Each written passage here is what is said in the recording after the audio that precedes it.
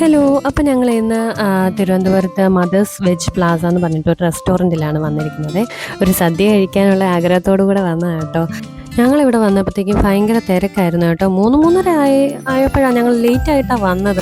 അപ്പം ഞങ്ങൾ വിചാരിച്ച് തീർന്നതാണോ എന്നൊക്കെയാണ് വിചാരിച്ചത്. പക്ഷേ 3:30 ആയിട്ടും അവിടെ ആൾക്കാർ ഭയങ്കര തിരക്കായിരുന്നു.